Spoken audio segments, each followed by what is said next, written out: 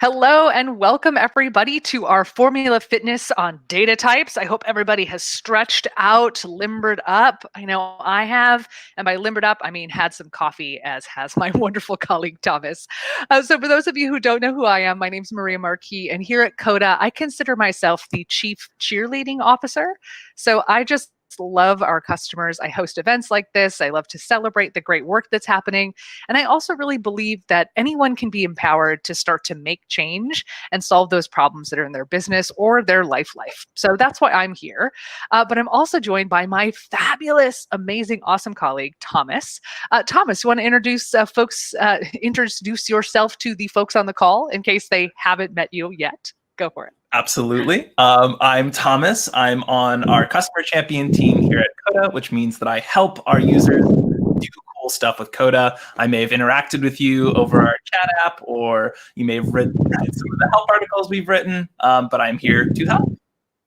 Excellent. Yes. So most of you have probably ran into Thomas without knowing that he's a real person, a real human. And here he is. So Thomas and I are going to work together to facilitate today's conversation around data types. So today's going to be a little different from some of the formula fitnesses that we've done in the past, but we're still going to be diving in, exploring. Now, the primary job that Thomas and I have today is to make sure that you leave with all of your questions answered, or at least a better idea of where to go next. So unlike some other webinars where you just sit there and people talk at you, we want to hear from you. So if you've got a question, please use the Ask a Question button along the bottom of your screen, right below Thomas and my beautiful faces. That way we can make sure that we don't lose it in the chat. Because over on the right, we do have that little chat area. You can post whatever's on your mind. It's a great way to stay in touch, but we don't want to lose those questions. Now, just to get ready, make sure everybody has access to chat. Go ahead, post to chat for us. Where are you dialing in from today? One of the things that I love most about the Coda community is that we are global, which is super exciting to me. So go ahead, post to the chat over along the right. Where are you dialing in from? Oh, Thomas, of course, Portland, Oregon. Karina's in Brooklyn. Nice, Edwin in the Netherlands. Thank you for joining us this evening. Calgary, Katie, fabulous. Belgium, hey, Christian, good to see you. Aaron, Canada, nice. NYC for Diana, good to see you as well. Belarus, Lyra, thank you so much for joining us in your evening as well. Hey, Karen, how you doing? It's so good to see you today. So just know that chat field is available for you at any point in time today. Go ahead, use that. But if you do have a question, please use Ask a Question. That way we don't lose it over there in chat. The other kind of cool thing about the Ask a Question area is that you can upvote or downvote questions. So if you have the same one, that helps Thomas and I prioritize. So let's get started with our conversation around data types. So what today's conversation is really about is, why is my formula not working? It's probably because there's a data type issue. So I'm going to go ahead and share my screen. When you can see it, Thomas, if you just give me yeah, that looks awesome. Thank you so much for sharing your screen with me, Maria. Whenever you can see it. That looks awesome, Maria. Oh, fabulous. So when we think about the data that we have in Coda, it's not just text across the board. We don't treat all of the data the same, because with Coda, you can actually combine a lot of different kinds of data into one spot. So you're not just dealing with text or numbers or a reference. You can actually be dealing with all of them at once. So here's what I'm talking about.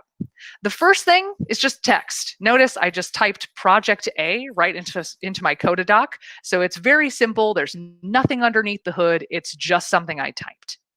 But then in Coda, we also might have something like a number. So here, I actually have used a formula to pull in some numbers here. I'm pulling from a table called references, and then I'm pulling from a column called effort, which notice it's got this little number icon next to it. That lets me know we're dealing with a number type. Now then I could have something called a reference, which in my mind is the thing that makes Coda particularly cool, because Project A probably has a lot of contextual information about it. In fact, if I open up my sidebar, head over to my data area that I've been playing with, and I open up this fabulous area, Project A is actually part of this whole table. Project A has a start date, it has effort, and it has this really awesome person named Maria Marquis who's running it. So project A, it has all this extra information. So maybe I want to access all that extra information. So that's why references are important. I can do at and then pull in that project. And notice if I hover over it, it shows me all of that good stuff that we saw inside of that table. But this project A is not the same as this project A. This is an apple and this is an orange, which I think is something that I found when I was getting started with Coda was kind of hard for me to understand, that sometimes even though I'm using the same title, there's different kind of attributes about it. Now, another type of data that we have is a date. So I'm going to right click on this little formula that I've built in here. I'm pulling from that references table, just like we saw with the numbers. But in this case, I'm choosing that start date column that we saw. And notice it's got a slightly different icon here. It's that little calendar that lets me know we're dealing with a date type.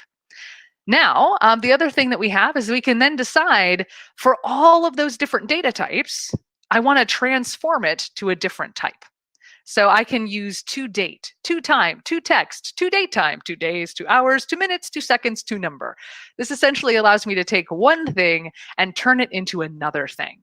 So for example, I could take project A and say to text, and it would be the same as this little guy right up here at the top. So that's what we're talking about when we're talking data types.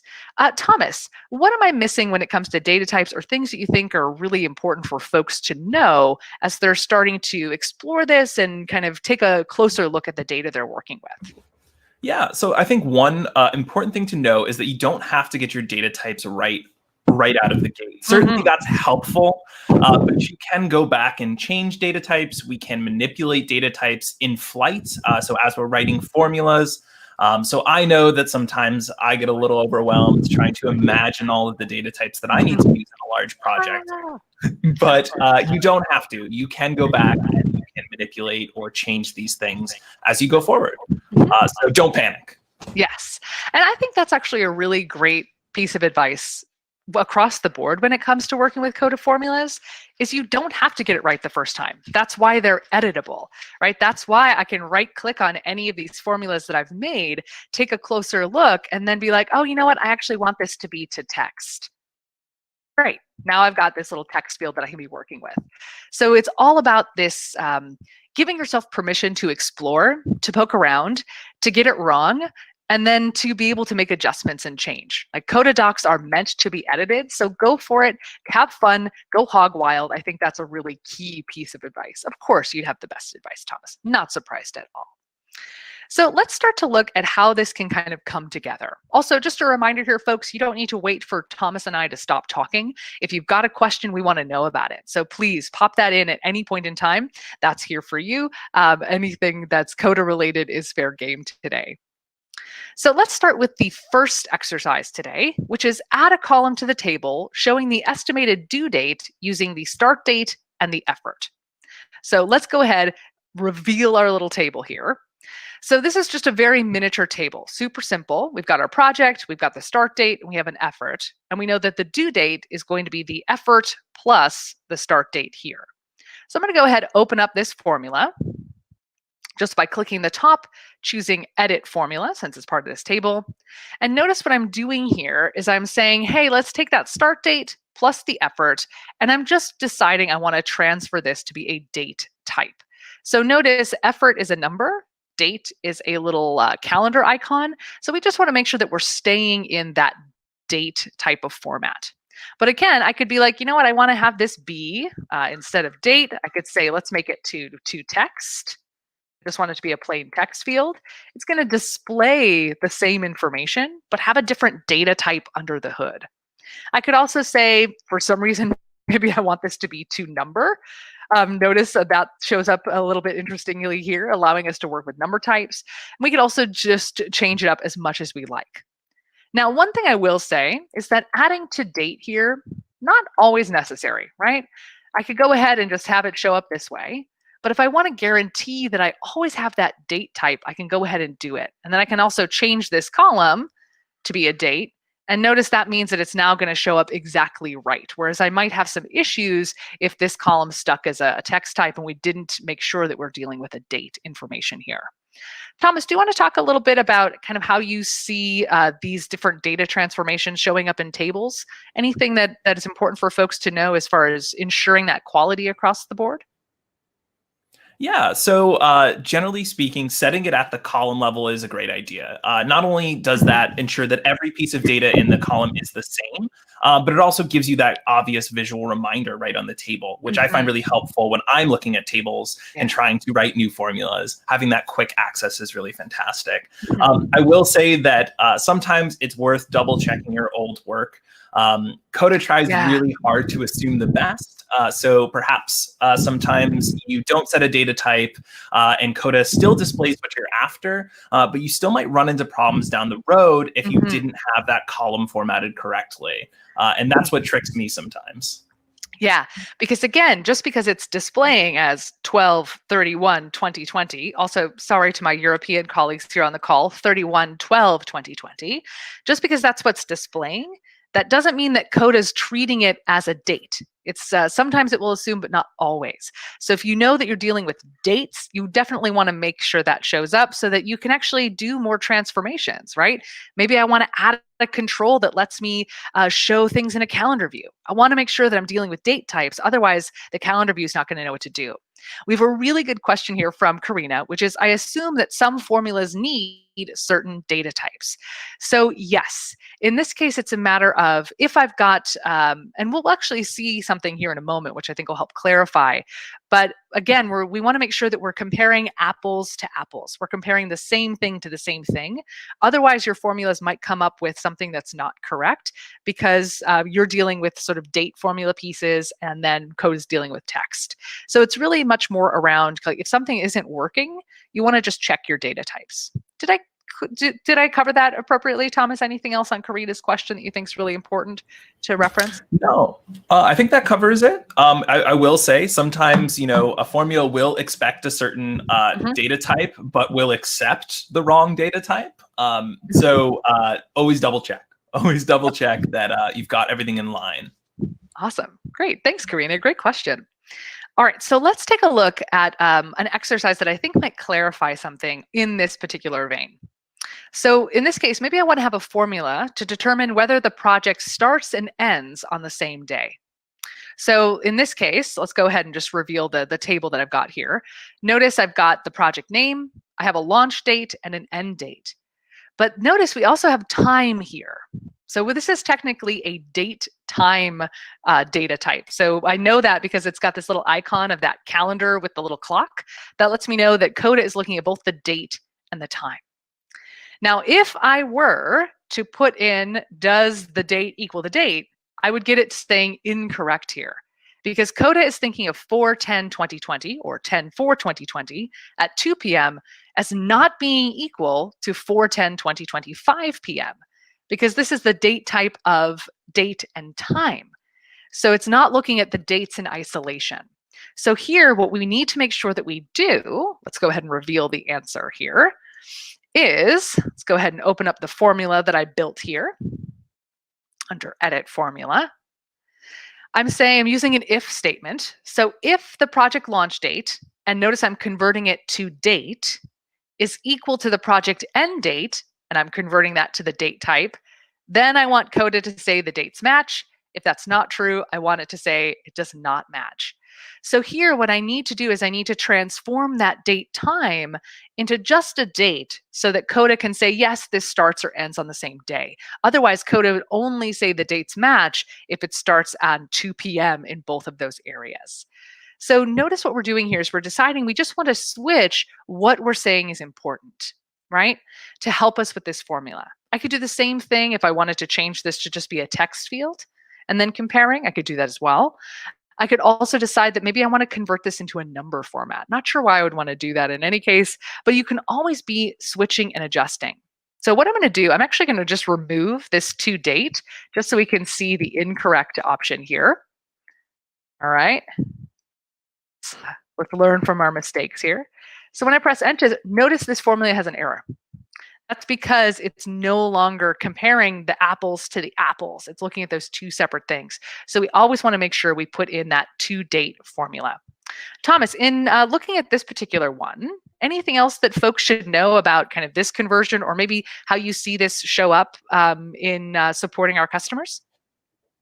Absolutely. So date times and dates are one of the more common areas we see some confusion. And I Mhm. think it's because they're kind of the same. And in Yeah. the way that we often think about dates and date times, they're equitable. But Coda is very specific and it does include that date.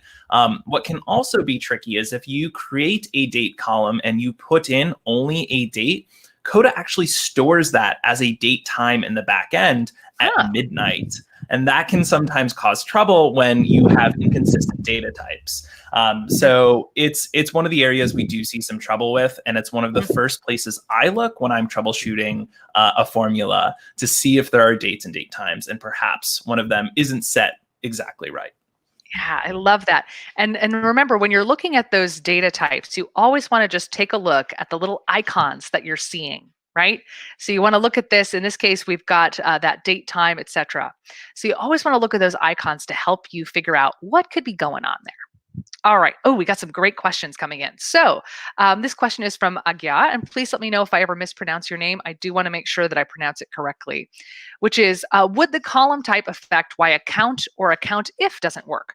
For example, when I want to count how many rows in a column that contain a specific word, haven't been able to get that to work, but the data is coming from a type form. Thomas, what do you think if we put our support hats on, where might we begin with approaching this particular question?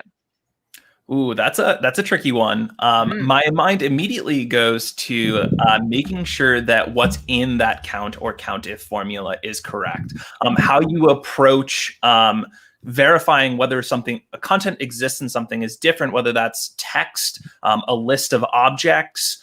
Or something else. And with text, generally find is what you'd want to use. And then find Mhm. is a little bit of a trickier formula. I know Yeah. Maria did a really excellent formula fitness around that. And that's actually where I would suggest going first. It's not the Yeah. count itself that is important when it comes to data types. It's what you're putting in those statements. Mhm.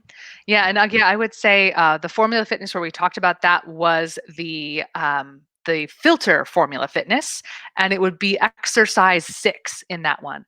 But what you want to do here is you want to use, like Thomas said, you want to use find, and you'd want to do find is greater than 0, and that would be like we're looking through the whole display in that table column to see if that word is there. So you're actually going to combine contains and find in that. And I would definitely recommend checking out the filter formula fitness. That'll allow you to go through there. And if we have time at the end, I can open it up and I can show you that.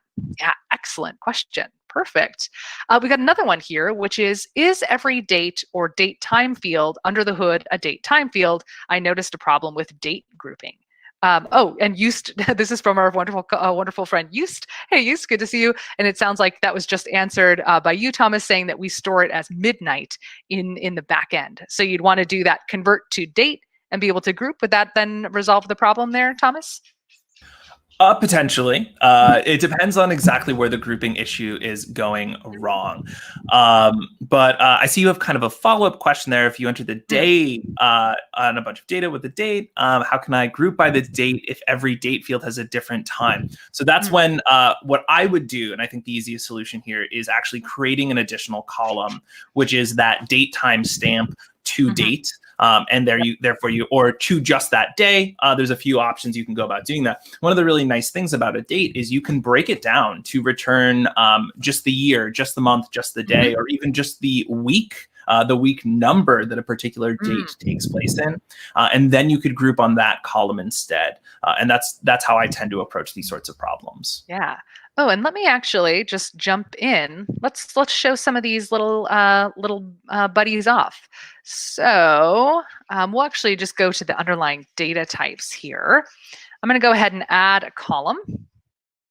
So let's see. We'll do insert column to the right. Why not? So here we could do. Let's see. We would do today here, or what? Or day of the week. Which is it, Thomas? I forget. Start date, if we wanted to show the day of the week that it is. I think it is. This is so. To be honest, this is one of the times that I'd go right to our formula list because Ah, I always forget this specific one. I think it's weekday, maybe. I think you're right. So in this case, everybody should bookmark coda.io/formulas. It's a great way to just see like everything that's going on here. And in this particular area, what I always like to do, let's just do a little control F. And up here, what I could say is show me week, and then is week number. So this would show us which day, which week, which week in the year that shows up, which is really helpful for planning. Like that is, week 26 of 2020. Let's see what other options we've got here. Is week number. We got to just search through these. Week number. So this would also return that as well, but we just put it at the top. Weekday. Here we go. Oop, that's the one. All right, so we're going to go start date, weekday. And you can also start typing here. Notice it's going to fill in everything as well. And then we just press enter. So now we know this is, oh, great. They're all Thursdays, which makes sense because I was just doing every month moving forward. But notice we can switch these around and we'd be able to move them as much as we like.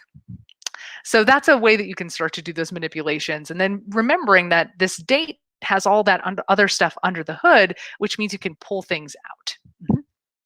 Excellent. Great. Perfect. Yeah, keep those questions coming. Beautiful. So let's take a look at the next exercise here in our formula fitness. Go ahead, close that up. So in this exercise, what we want to do is we just want to remove the hyperlink on the blog post title. So here we go. We've got this table down here. And notice that the doc title is currently a hyperlink, right? It's going to the Coda blog. It's pulling all this information in.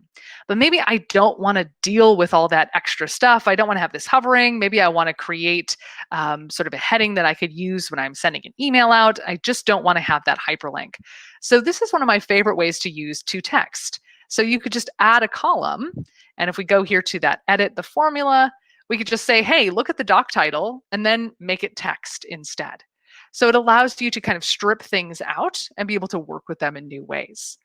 Thomas, how else do you see to text showing up in the troubleshooting that you're doing? Yeah, so I often use it as its own sort of troubleshooting tool, where if I see a column or a formula not behaving the way that I expect, I will sometimes want to kind of look under the hood to see what that column actually contains. Because Coda has a concept of what you see, the display of data, but also a concept of how that data is stored in the back end. And one trick is to create a column and set it as to text, and then you'll see exactly what's coming out of it. And that helps save a lot of time for me in like debugging situations. And it's a trick I try to really get customers to use themselves. Nice. So if you're ever like, what's going on here? To text kind of reduces it to its most like core value. Is that a fair statement, Thomas? I think so. I think that's it is a really useful hammer when you're trying to kind of rattle around your formulas. I do love a good hammer. And Thomas, I noticed you answered Karina's question, but I really want to make sure we show it, which is, can you convert the day of the week as text? So in this case, we want to use the weekday name. So let's head back to our little data types table back here. So instead of doing the weekday, let's go ahead and just go into this formula. This is one that I'm learning new, which is great. So weekday name, there it is. Boom, Friday, Thursday, etc. So we can go here. And then what I love about this particular bit is that you could then do some concatenate, where you could say, hey, concatenate Maria, your task, project A, is due Friday. So it allows you to kind of pull out all of that extra information. So like Thomas was saying, if this was just a text field, we wouldn't be able to pull this information out, right? Because it's this date data type, we can pull all of this extra contextual information. So just a little bit of a note there. Nice, excellent, perfect. I'm going to use that formula in my next thing. Fabulous. All right, so now let's move along to what I think is probably where I see the most errors when it comes to data types. So let's go ahead and open up exercise 4 here, which is, why is this control not filtering this table? So in this case, this table, if I go ahead and add a new row, I want to go ahead and say, oh, they're project C, but notice how it's getting filtered out, even if I choose project C from this control. Like, why is that not working? Why is Coda not recognizing what I'm looking for? So what this tells me is there's definitely a data type issue going on. So let's go ahead and right click on this control to be able to see what's going on here. So notice I've included the selectable items, project A, project B, project C, and project D. Okay, so far so good. And I want to filter off of this project column. But notice we can see in the icon here that this is not text. This is a lookup, which means it is a reference. So they're not the same. So let's go ahead and take a look at the lookup options here. Notice we're pulling from another table. So we're not just entering text. We're not just typing project A, project B, project C. We're pulling in information from another location. So what I need to make sure that I do is make sure that my data types are matching, because this project C is not the same as project C here, because this project C, if I pull it open and hover, notice it pulls in all of the extra information. This is project C on steroids. So what we want to do, instead of typing in project A, project B, project C, we want to go ahead, get rid of that, use our handy little formulas here. Oh, and here, actually, this is something helpful. Notice it's converting what I did into formula language by just saying, hey, it's a list, which is not the same as a reference. So what I want to do here is I just want to say, let's get this out of the way. No, don't want you. Is just to equal, I think this is called the pesky table dot project. So now, if I have this here, I can start to see, now I have project B. Great, it shows me all of project B. If I choose project A, it's gonna show me all of that. And project C, it's gonna show me all of my project Cs as well. So now we're comparing apples to apples, which is why this now works. And this is something I see all the time with new Coda users. Like, oh, I'm put the text in there, it doesn't seem to be working. It's probably because you're dealing with a reference. And you'll know that you're dealing with a reference if it's got this handy little outline around it that lets you know, hey, there's more under here. Check it out. Thomas, anything else on this particular topic that you think is helpful for folks to know, like references, text, comparing across tables? Yeah, I think references are an area that I see folks get tripped up on a lot, and that's because they are those like special objects. Yeah. They're more than just their name, and sometimes that like complicates formulas, or sometimes you just really want to simplify it. And for example, you might just want to get the name Project C, and that could itself be a text field, and you can do that by referencing that row object and then the dot name operator or the name column, and pull that information out so that perhaps there's a date in there that you want to work with. You can grab that specific information when you're using it, title, or start date. You can grab that information out and specifically reference that, as opposed to looking at just the entire lookup reference object. And it allows you to do some really cool things, even if I don't always immediately think of doing them with that. So keep it in mind. And again, just to reinforce, notice the icons that we're seeing here, right? Title is a text field. That's why it's got that nice big old T.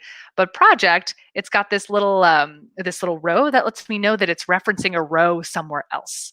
So a helpful way to kind of take a look at it. And notice these are not equal, right? Project C is not equal to Project C. This is just the title by itself going out into the wide world. This is Project C and all of the context along with it. We had a really good question here, a follow-up on the weekday, which is, are the days of the week a date or text? Well, let's go take a look. So let's head back to where we were playing with that. And let's go to the formula here, and we'll go to edit the formula. It looks like that's just a basic text field. Yeah? I'm reading that correct, right, Thomas? Yeah, it returns just a text field because Friday doesn't have a specific date it's referencing. It's like a property of a specific date. Yeah, nice, cool. Good question. Are there any things that references cannot do?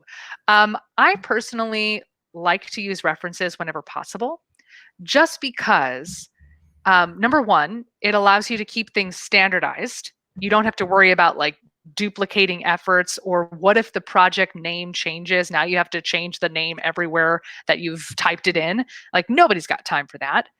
And it also means that the power of what's going on under the hood is always available to you. So in general, I recommend sticking with references because it's going to save you time, and it's going to allow you to manipulate and use all of that underlying data whenever you need to.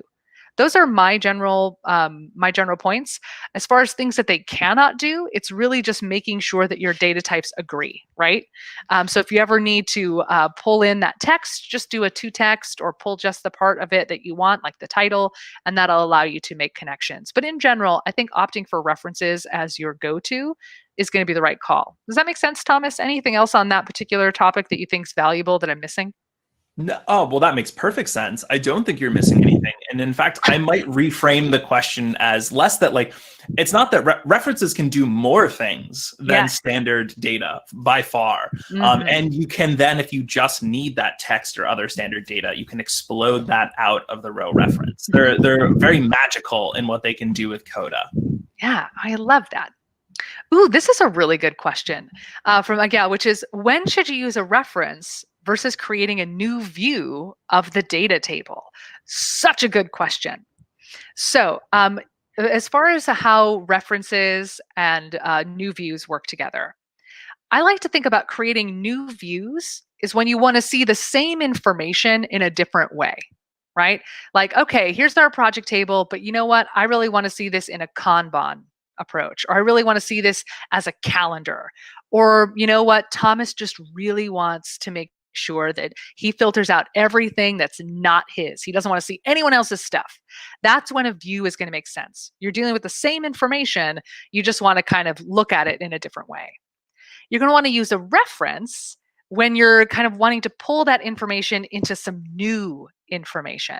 So I think a great way of thinking about this is, let's imagine a task table, right? If I have a task table, I'm going to use a view to create a My Tasks view, which filters out everything except my tasks, or I'm going to use a view to show that in a Kanban. But I'm going to use a lookup, a reference, if I want to pull in what is the master project that those tasks are all part of.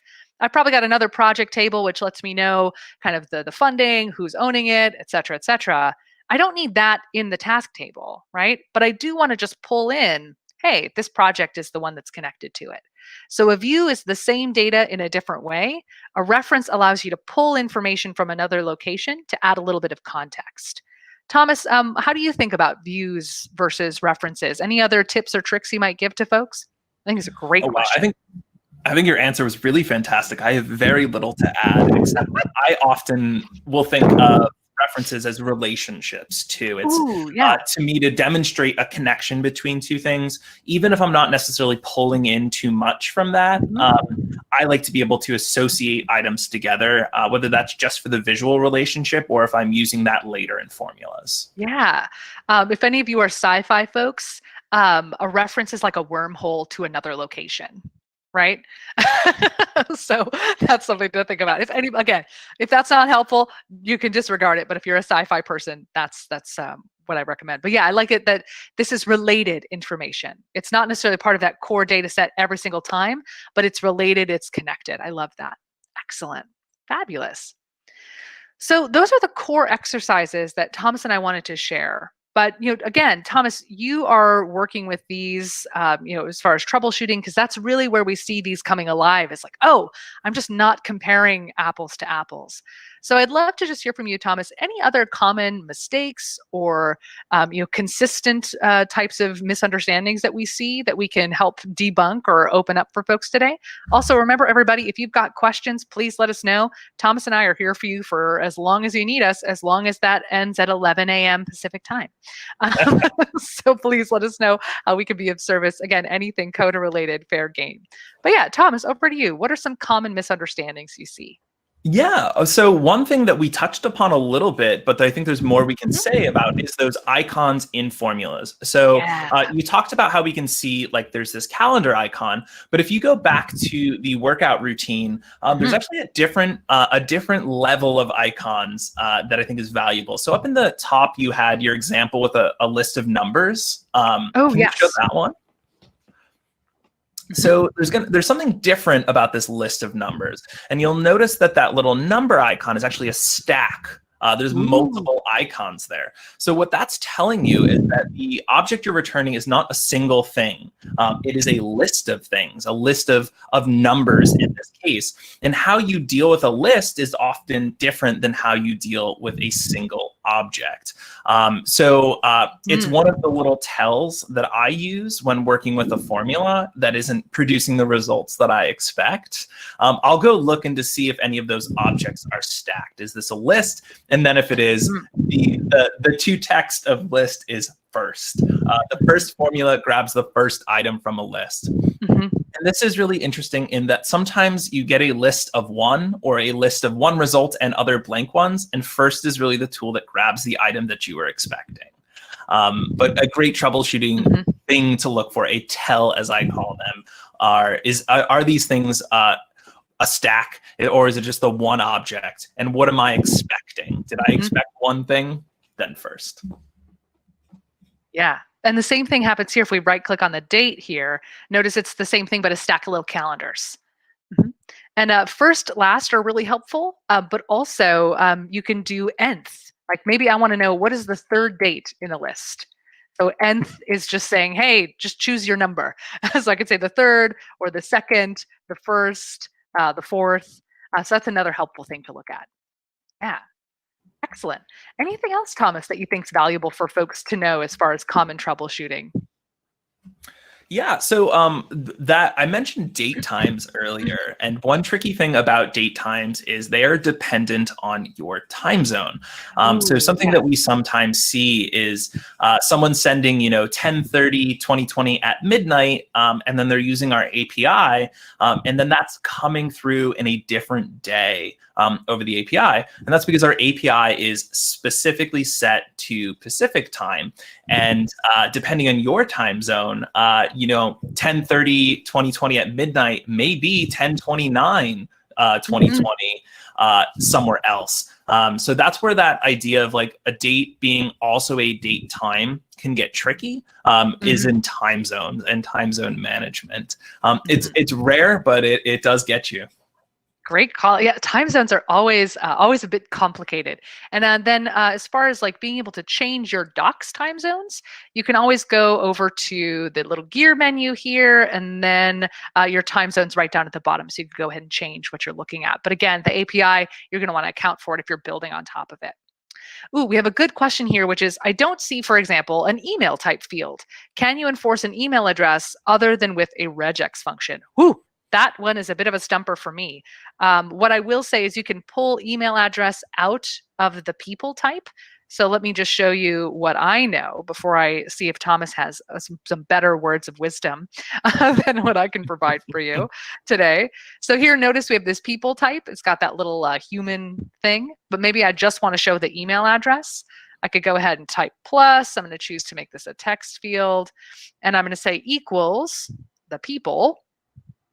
And I'm going to choose that column dot email. And notice that is a text field in this case, but it's pulling out that email address. So I could then use this to send emails out using the Gmail pack.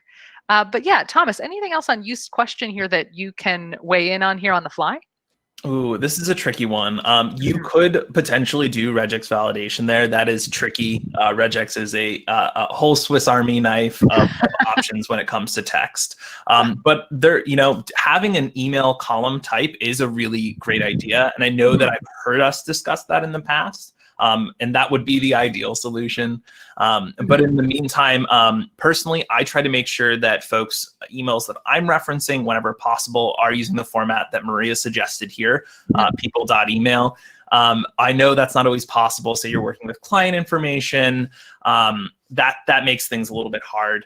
One other option is like perhaps just a more simple kind of like validation column, like just to check to see if it has an @ sign. That's not perfect, but it is a bit easier than writing out full regex statements. Yeah. But yeah, that is a fantastic question. Excellent. Thanks, Thomas. I appreciate it. We have another question from Eust, which is, can you ask for the previous or next row in a list, like with first or last? So maybe I want to return what happened beforehand. I think we've got a drag and drop template that allows you to kind of work through rows previous and last. But I think the key here is that Coda, unlike Excel or Google Sheets, it's not about location, right? We're not dealing with coordinates. Like this is row B, not, well, Excel doesn't even do rows. This is cell B7 to B11, right? We treat each row as its own unit that can be moved anywhere, location doesn't matter. So it gets slightly more complicated. But yeah, Thomas, what are your thoughts on this idea of like dealing with rows and sequencing? Any words of wisdom here?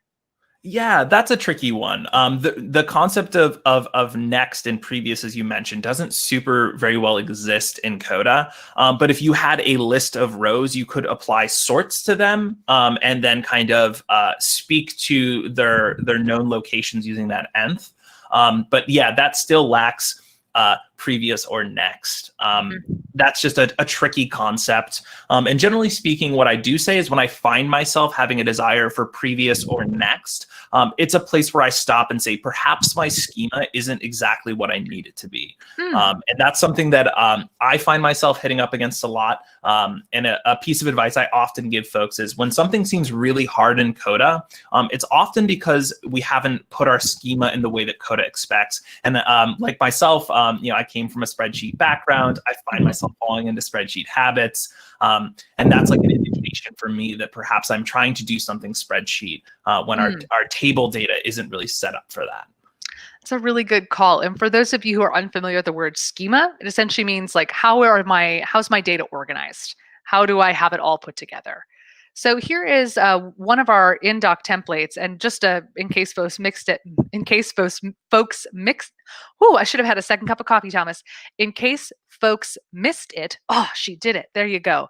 You can always type / and be able to see all the various templates that we've got. So like remote meeting agenda, or maybe I want to make a voting table, a great way to get to all those things, or also just an easy way to start like working in Coda quickly. Like I want to work with a table, for example. But this cumulative sum is actually dealing with row location. So I want to open up this formula and take a look to see if there's anything we can learn. So notice what we're doing here is we're doing rows and row numbers. Okay, so we're using the row ID and row number to kind of give us an element of location. So we're saying, hey, look at the items table. Then I want to filter where the row number is greater than or equal to this row's row number. And then I want to sum the cost. So here what we're doing is we're like moving through row after row after row. So it's a little bit inelegant, but there might be something to be mined here used as far as something you might be able to work with. But yeah.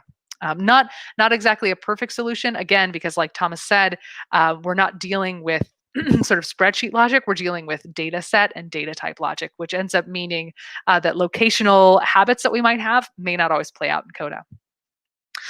Christian has a question here, which is, can you use trim to take away the spaces, for example? I would assume so.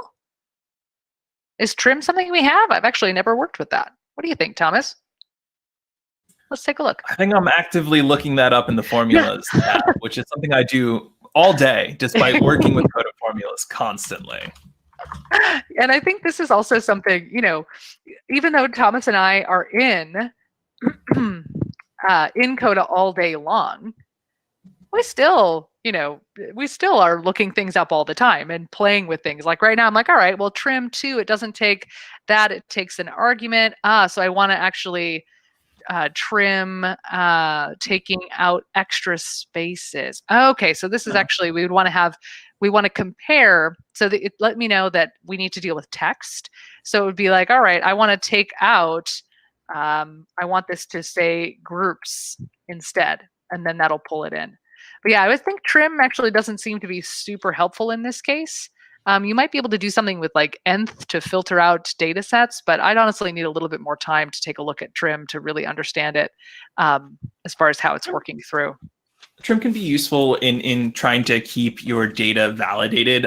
For example, if you were intaking data from a form, like we were talking about email addresses, if someone has put a space accidentally in the front of your email or at the end of your email, that's a really fantastic use for it. I think of that as like a data hygiene tool. Yeah. So that's a good option for it. But yeah, I don't think I've ever used trim before. So good call out. I think you're right that having it be a cleanup is going to be the right call, which if any of you are using like the type form pack to pull in form information, allowing you to do that cleanup as you would in a more traditional spreadsheet situation might be the right way forward. Excellent questions, everybody. I love it. We've had some stumpers. We've had some really interesting approaches, which is great. We've got about 15 minutes left. So if there's any other questions you have, please let us know. We're more than happy to help. I also just want to do a big, huge thank you, Thomas, for taking time out of your busy day to sit down and chat with us. I know it's always a pleasure when we get to hang out. And I really glad that you're with us today. Yeah, I totally can share the doc. I just need to do a little bit of cleanup here. So while we're waiting for some more questions to come in, let me just clean up this doc so that we've got that there, since I made some changes here. All right. So we can do some formulaic things on the fly. All right. So I need to change my handy little control back to a text field since I fixed it, I resolved it. I'm going to go and make that mistake as much as it pains me. Project. Hey, project B and project C and project D. And then we had one more that we wanted to adjust up here, which is our formula.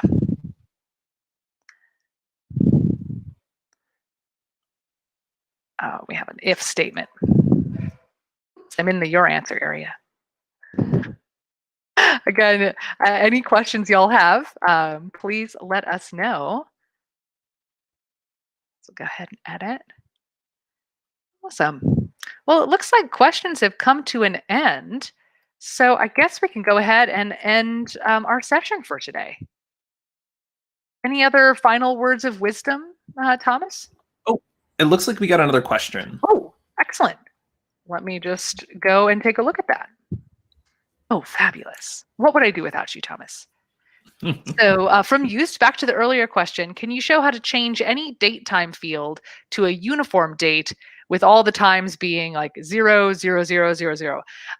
Thomas, how do you think about this particular question? I don't think I have a good answer off the top of my head. Well, here's what I would say. I would take a step back from the specific question and work backwards from the need that you have. Like, what's the trouble you're running into? And I say that because I haven't really found a strong need to do that. When you've got a date entered as a date and you're always referencing it as a date and not a date time, the fact that there is that midnight attached to it shouldn't impact your usage of things. And if it is, that might be a situation to go look back and say, okay, am I always calling it as a date? Am I referencing out other things as dates as well? But it is technically possible if you would really like that, but that is a longer answer. And I'd be happy to help you with that if you were to write it. Yeah, go ahead. Just in the lower right of your screen, you can always go click on the question mark to get in touch with Thomas and his team. And it sounds like used to saying the trouble is with grouping. One thing that we do internally, which I might offer, is when we're planning out our year, for example, we convert all of our dates to like the week number, and that allows us to group by week number, and then you can also group by the date in that, which would be interesting. Oh, darn, I never can get my access correct on my publishing elements. Well, I'll make sure that I fix that for y'all in just a moment. Let me see here. Oh, here we go. Well, that's why. No access. There you go. Now it should work. Let me know if that's the case. All right. Excellent. We got a question from Katie, which is on a select list column type with multiple selectable items, can you alphabetize the selected items? For example, when someone chooses a couple items from the select list, it orders in the order they selected.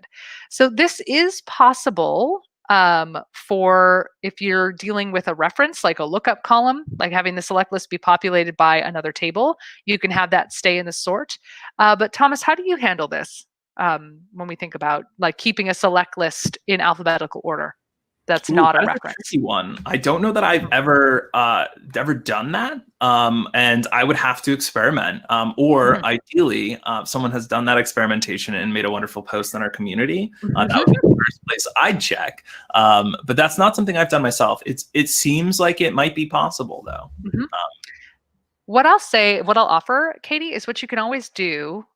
With a select list, let me actually just go in and make one really quickly, is you can always do a convert to table, which then would allow you to have a reference letting you sort. So maybe I want to go ahead and say, Let's go ahead and just add the select list here. All right, we'll just say A, B, C. Notice there's this little convert to table button. If I click on that, it's going to say, great, do you want this to be below the current table or in a new page? I'm going to do it below the current table just so we have that for us right now. And it just creates a simple little table of just one cell in the row. And now I've got this select list over here, and it's actually reference. We got the little outline, right? So we go B and C. And then now when we're in our lookup options up at the top, you can go ahead and say, I want to have multiple selections. You could also then make it so that it's staying sorted by whatever is sorted down here in this table. So that might be another little workaround. But like Thomas said, checking out the community, always a great place to go because our community folks are brilliant and fantastic. And there's all kinds of really niche questions and topics that folks are digging into there. And it's a great way to get other people's input on what they've seen work really well. Yeah. So hopefully that helps. Give it a go. I also find that the convert to table pattern that I just showed you is really helpful. Like as your Coda doc grows, you're like, oh no, this should have been another table. Why didn't I do that? Why can't I see the future? Convert to table allows you to create that really quickly. And then you don't have to worry about like re-architecting everything. Yeah. Excellent. Any other thoughts, feelings, emotional outbursts, or questions that we can help with today? Let us know. Also, on our Crowdcast channel, you can catch all of our previous episodes of Formula Fitness. Definitely check out the one about filters. The one about concatenate was really fun as well. And we have a few more Formula Fitness coming up in the next couple weeks. So definitely check it out. All right. See, final little interpretive dance to see if anything comes through. All right. Awesome. Well, thanks so much, Thomas. Thanks so much, everyone, for joining us. It's always a pleasure hanging out. We are more than happy to assist you. Please get in touch with us via our support channels, via the community. We are here. There's an entire company ready and waiting to help you be successful. So please let us know what else we can do to support you. And we'll see you next time. All right. Bye, everybody. Bye, Thomas. Bye. Thank you.